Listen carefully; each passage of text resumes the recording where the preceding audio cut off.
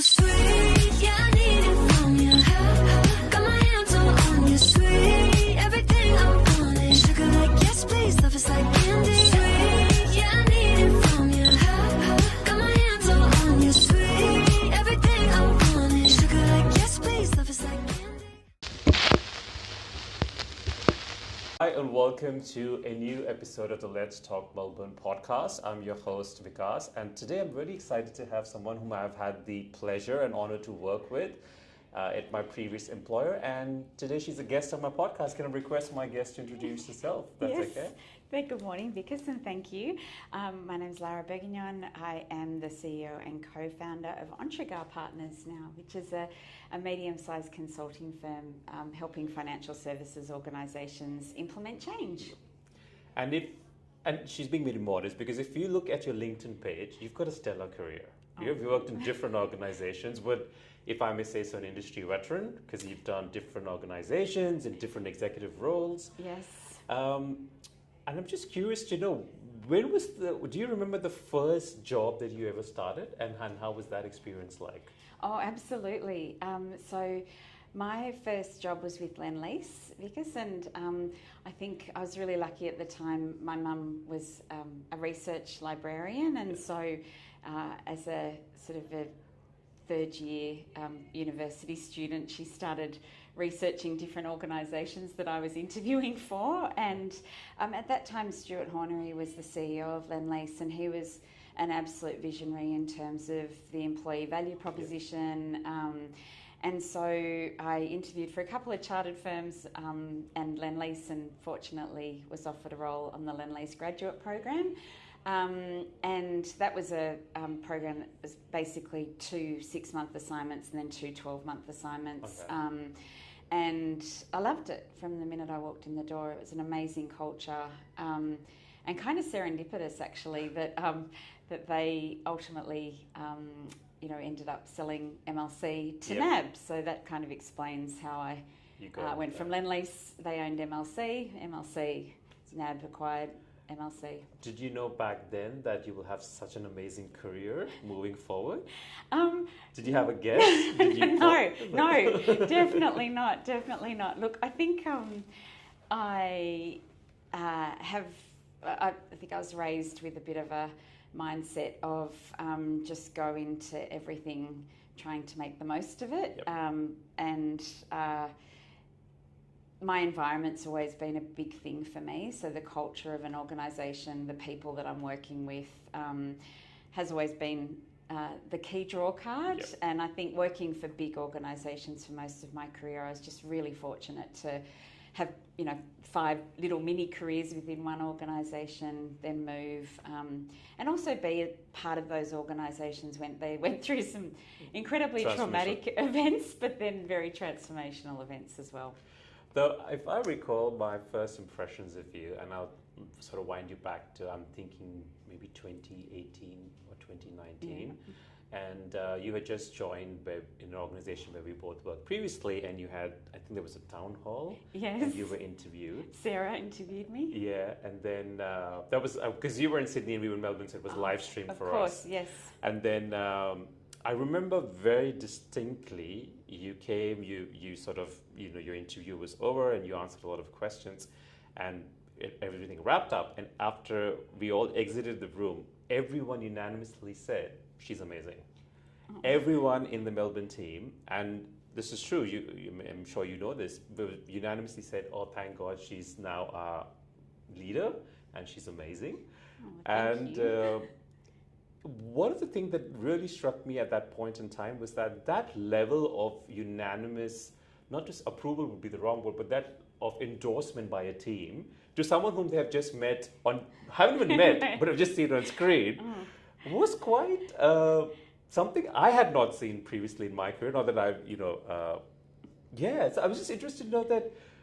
Do you recall that day? Do you recall, what was that day like? And did you get the feedback back from, say, your direct reports at the time to sort of say there is an injection of positivity across the team with you coming in?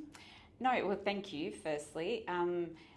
I do remember that day. I actually I can remember what I was wearing, and I remember Sarah interviewed me, and we were up on 24. So yes, I do remember that day. I don't recall immediately getting feedback, but I think it was such a wonderful team and amazing people to be working with. So there was a lot of energy around at that point. So yeah, I think I was lucky to sort of be able to piggyback off that.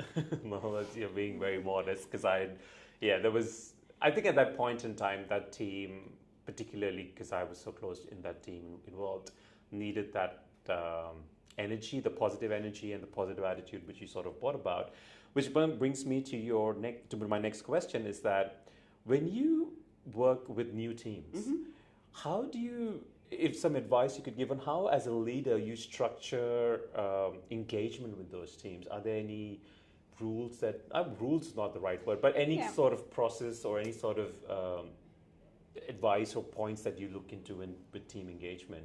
Oh yeah, absolutely. I think because we all spend a lot of time at work, and I'm very clear on it, my professional life and my personal life, but I have always been the one person. Yep. And I have always wanted to create an environment where people can bring their whole selves to work. So when I start in a new role with a new team, I will start by trying to get to know the people and creating opportunities for engagement. And I remember many, many years ago, a leader saying to me, try to just inject some personality into any sort of transaction. So, well, actually, they're not the right words, because his point was, don't just make it transactional, try and connect in some way, shape or form. And so that's what I've always tried to do, I think. And you've got to role model that. So you've got to start by sharing a little bit more of yourself, talk about what energizes you, who you are, what you offer, what you're want to do for the team, and how you're going to support the team to do what you need to do. Also to sort of say a little bit about what expectations is a hard word, but if you kind of, this is what I will bring in return, I ask you to be open and transparent with me. So if you can create those kind of connections early, I think it really positions you well for then, when things get harder or busier or what have you. And have you always been naturally like this, or is this a skill you've sort of cultivated over a period of time?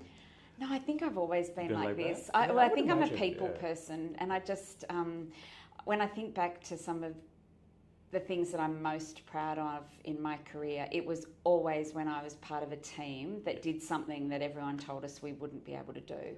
Yeah. And because we worked together and had fun doing it, I've got stories of baking Anzac cookies in the MLC building at 11 o'clock at night while, programmers were trying to update code for a release the following day. You just get into it. Yeah. Life's too short to not have fun at work. Oh, absolutely. That's so well put. Now, as you briefly mentioned, you've been in organizations and you've had roles where there have also been a lot of transformational activities happening. But also on the flip side, you've sort of been involved in organizations where there's a lot of traumatic or, challenging times of it. You've always come out with a lot of, if I may say so, dignity, and you've handled all those different scenarios really, really well. How does one, from your own experience, handle any kind of adversity organizations go through, and just be detached, but at the same time lead your team in the way that you've done, in your previous roles? I don't know if you want to talk about that. Happily, because I think one of a great leader that I worked for many years, we always used to laugh when she would come up and sort of say to us, "Oh, have I got an opportunity for you?" And it was generally something that was going to be really difficult or not particularly pleasant. But again, that sort of glass half full leadership. And I think bringing that kind of everything is an opportunity if you position it with a sort of a growth mindset. If you're thinking, all right, these are the facts, this is where we are today, this is what we need to do, and let's think about how we can do it in a way that will be sort of engaging, invigorating, leave the organisation in a better position, and sort of make the most of it. So I think, again, it's probably that mindset of, you can carry on like a pork chop and moan or what have you. That's going to be miserable for you. It's going to be miserable for everyone around you. You're probably going to deliver something that just gets across the line. But if you can actually sort of galvanise everyone around using it as the instigator of positive change, then it's a lot more fun, and you feel like you are trying to achieve something as opposed to comply with something. But that's an interesting point, and you used the right word when you said galvanize, because I've seen you do that with your teams. But you've also, how does one galvanize when there's such high emotions involved and there's such high emotional responses, and rightly so, wrongly so, and how do you then grapple with that? And then do you, just curious, are you able to detach once you leave the office, or do you take it back home and you're thinking about it and and you're telling your family, like, this was what happened at work today, or you're like, okay, that's different, this is different. And I know you said sort of kept it differently, but... Oh, no, totally. Yeah. And I'm sort of laughing because I did send one of my bosses at one point the receipt for a mouth guard that I had to wear to bed at night because I was grinding my teeth, so, sorry, Vickers, rewinding back to the emotions of it all. I think... it's an old NABism. I learnt this when I was at NAB. Andrew Thorburn, the CEO at the time, used to talk about fact-based, purpose-driven conversations. Yeah. And I think that I would use that term at least every day, if not more times a day, in the work I do now, and also the work that, the transformation work that we did when we were working together. Fact-based, purpose-driven takes a lot of emotion out of a situation. So again, if I just use that earlier example, if these are the facts of where we're at today and we want to make it better, how do we all have a little vent if we all need to have a little vent, but then how do we all sort of take one step forward towards our purpose, and that's making it better.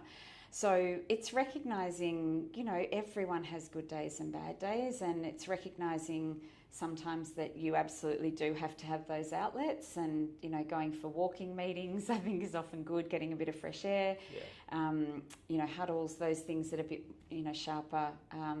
But I think, and also role modelling. If I came in and started chucking my toys out of the cot as well, then but I think if you're trying to, let's stick to the facts, let's anchor to our purpose, and let's take one step forward today, and then just all do what we say we're going to do so we can front up again tomorrow and do the same thing tomorrow.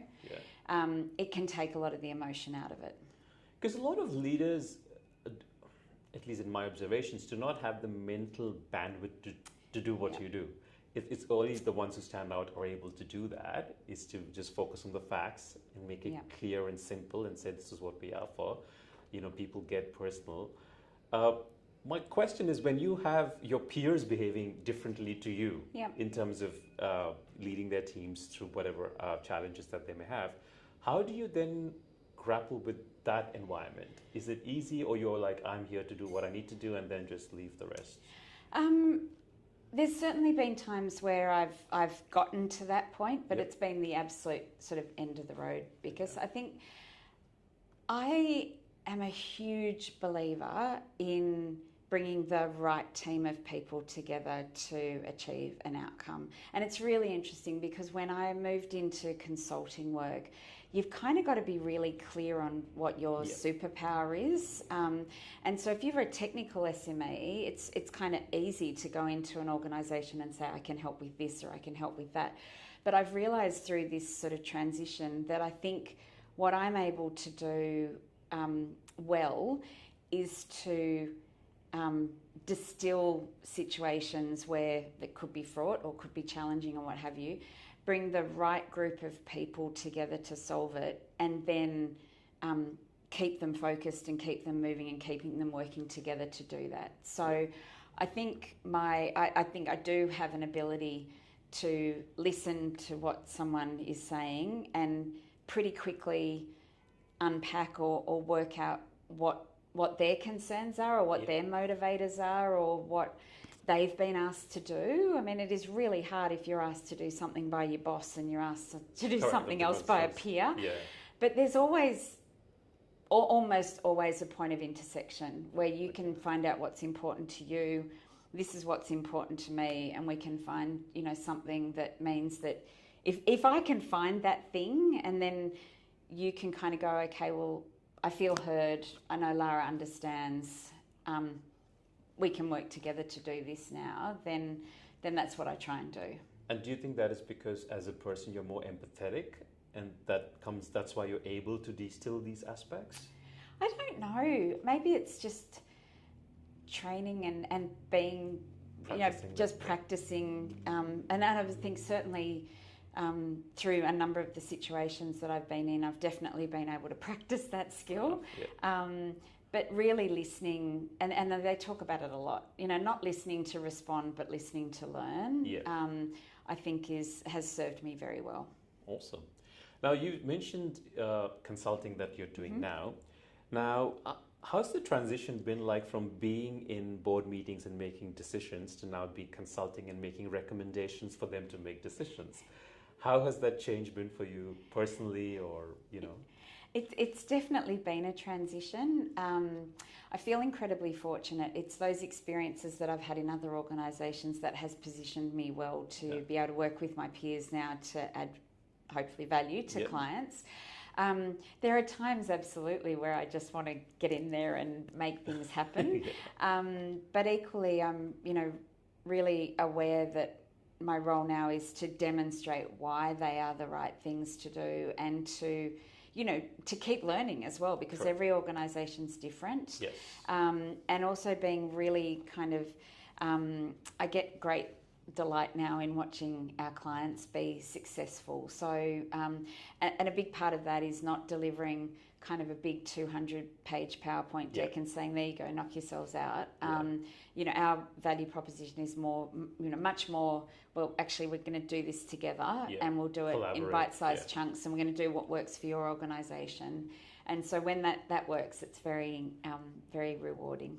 Do you miss corporate world at all? Are you happy in your consulting space now? Yeah, I am. I just, it's, I think, you know, she said I did have probably, 25 odd years in big institutions, and there's so much that I learnt there that's both. And just so for our listeners to know, these are big institutions. They're not just institutions. They're like the big fours, or one of the big four, few of the big fours.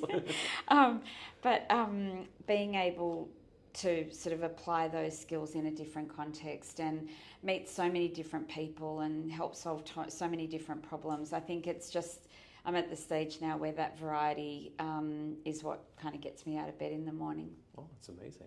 Now, you mentioned role modeling, and you're obviously a good role model for both men and women. When you started off your career and, you know, looking from that point to now, do you see changes in the way women are perceived in the industry and the opportunities for them? And I'm always a bit disconcerted of making this about gender, but the reality is that there are still conversations that need to be had. So I just was curious to know your own thoughts in terms of the opportunities and the growth women have seen from when you started 25 years ago to currently. Yeah, absolutely. And I struggle a little bit with this one as well for two reasons. One, I've been really fortunate, I guess, to work in organisations where it hasn't felt, my experience has not been about gender. I've had some amazing sponsors that have just given me opportunities that were never about gender. If I think about the changes over the last 25 years, this is my second point though, the thing that I probably most loved watching, Vickers, was COVID, and watching all of the men that I work with actually getting the chance to have breakfast with their kids in the morning and doing sports runs. And I know, sorry, I don't want to trigger sort of any PTSD for your Melbourne viewers, but I think and watching more and more men take paternity leave or extended leave when they have young children. I mean, that when I remember the first male colleague that ever came to me and suggested that they might want to do it, and I was so excited, but equally could understand his concerns and the perception within our organisation of him taking that time off to do it. So I like to think that everything should be available for all of us, and I'm very, very cautious of, stereotyping or talking what balance means or what's right and wrong for anyone. But I do, certainly I think we've got some wonderful role models for women across all different industries now. I think we've got some amazing role models, within men as well. So, like I said, I preface all of this by saying I've been very fortunate through my career, so I haven't worked in organisations where I've had to experience a lot of it. So I feel sort of only semi-equipped to respond. No, but you do raise a very valid point, like the point you just mentioned about your excitement when you had a male colleague come and tell you they're going to take paternity leave.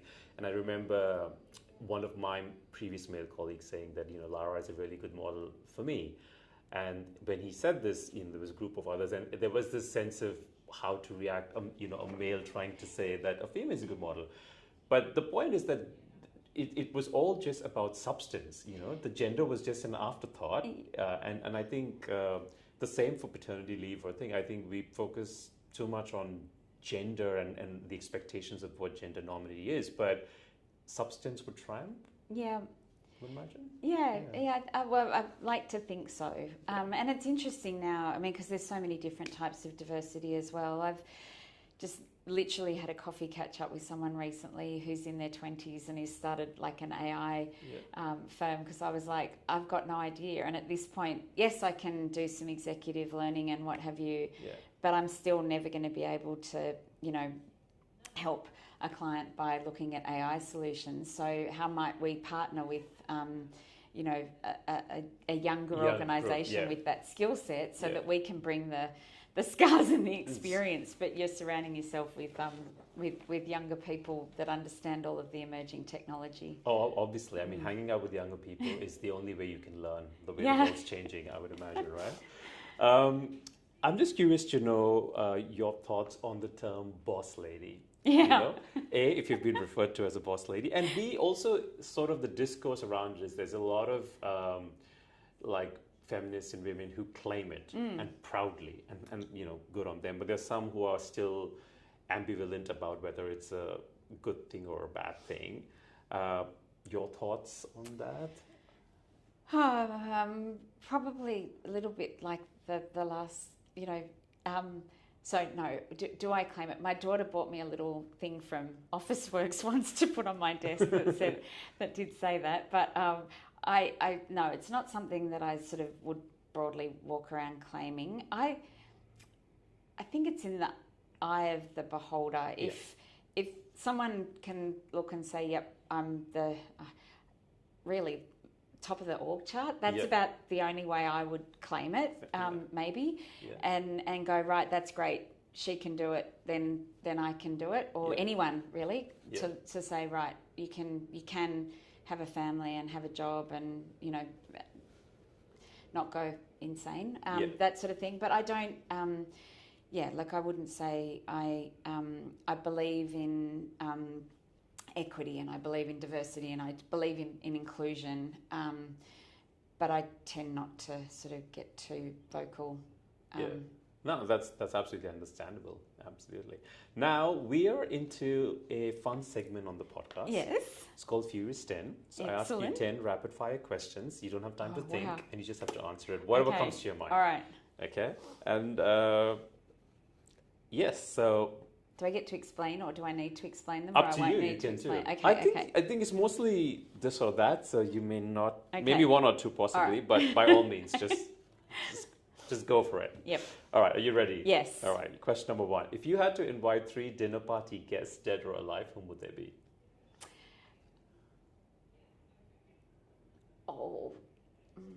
I want to say my grandparents, but I'll say my grandparents then. Okay. Yeah. Yeah, that's good.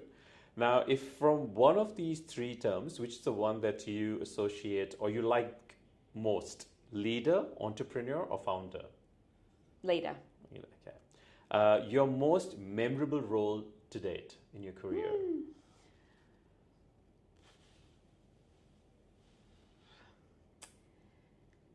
Head of investment control at MLC when we did our custody transition back in 2008. That was your most memorable. And your most challenging role to date?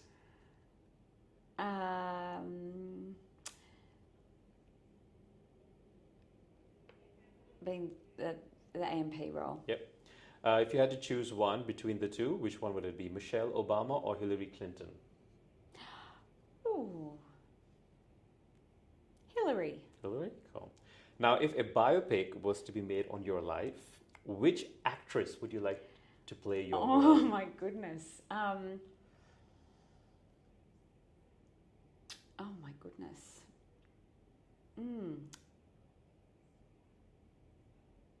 What about maybe Kate Winslet? Oh, terrific actress. Spot on. Amazing. Now, an advice you would give the young Lara when she started her career? Learn how to meditate. Learn how to meditate. Awesome. According to you, one quality every executive leader or board member or anyone in high-profile roles should have. Listen, being able to listen. Being able to listen. One trait that they should be wary of. Thinking you know everything. Okay, that's excellent. And lastly, a movie or a book that you love a lot. Oh gosh, Little Life is a book, and I'm not going to be able to tell you the name of the author. No, that's all right. But Little yes, Life. it's one of my favourite books. Okay. Well, those were your 10 questions, Lara, and they were pretty good. What a fun one Excellent. there. Yeah. Now, we're almost at the end of the podcast and we're going to wrap it up. But before we wrap up, I just wanted to get your thoughts on, a lot of people today look at the industry as a whole with a little bit of delusion and a little bit of reservations. And there's obviously legitimate reasons for it. But there are also a lot of conjecture as well. To all our listeners and viewers who are like Gen Zs or in their 30s or in their 20s, anything you would want to say that's really good about the superannuation industry that they should, will give them enough motivation to join the industry perhaps and contribute and make this a better place for everyone involved? Oh, absolutely. And maybe if I can just make two comments on that, because the first is superannuation just hit $4 trillion in Australia. And, we're consistently up, in terms of the third, fourth, fifth globally in terms of our retirement system. So having that sort of an impact on people's lives and their future is, I think, a very purposeful occupation. The thing that I've noticed between going and working in large organisations and working now in consulting is that it is so easy to lose sight of the customer problem or the customer need that you're trying to solve. And organisations that thrive are the ones that never ever lose sight of the problem or the opportunity, the solution that you're providing to your customers. And I think that superannuation has possibly perhaps not been guilty of that, but we've sort of focused on investment returns, or we've focused on fees, or we've focused on member experience. And sometimes we get, all very excited around our whiteboards or our posters or what have you, but we don't actually take what we think should happen and actually make it happen. Yeah. And so I think if we did less theorising and just more every day, what's one thing I can do to remove some friction for a customer, for a member, to make their experience with us a little bit better, it would be so great for the industry, it would be so great for members, and it would be so great for people working in the industry. Oh, absolutely. So any Gen Zs listening or working, consider it. It's an absolutely fabulous industry to be a part of. Absolutely. And I think also help. Yeah. I mean, having a whole lot of people my demographic, trying to work out how engage younger Australians in their super is not the answer. Yeah. So you know, I think there's lots of people, financial literacy, all of different ways of doing it. So make some suggestions, get involved. Absolutely. Thank you for that. Now, we always end the show by asking 2 questions to all our guests. Yes. One is, what is your anthem song? So I had to think about this one. It's an oldie, but hopefully you're sort of still popular enough that you know which one I'm talking about. John Denver, Sunshine on My Shoulders. I do know that song. Excellent. Yes, that's a make me happy. fantastic song. Definitely solar powered. Yes, and what is the one thing you love about Melbourne? Another one that required a bit of thought, because I love lots of things about Melbourne. Probably the food. Yeah. But I do love the view of the balloons in the morning. Yeah. And the bay. So yes, absolutely. Love Melbourne. Thank you, Lara. This was so fun to have this chat with you after such a long time. I thank you so much and appreciate you coming on this podcast and giving us your time. You're being very generous. And if I may say so, I think you're one of the, in my humble opinion, I think you're one of the finest leaders I've ever come across in my career. And I wish you all the best, and I hope you continue to do transformational things in organizations and continue to inspire other young people and continue to be a good role model for them, which I'm sure you will anyway. So congratulations on all your achievements. Thank you. I'm very humbled. Thank you. So thank you for tuning in, and thanks to Lara, and we will come back again next week with another episode and an exciting guest. Thanks. Thank you so much for listening and hanging out with us. If you haven't already, kindly please subscribe to our Spotify channel and our YouTube channel on Let's Talk series. We are also on Apple Music and Amazon. And if you want to follow us on Instagram, we are on Let's Talk Melbourne. And as always, we welcome any feedback, suggestions, and comments. So we look forward to hearing from you.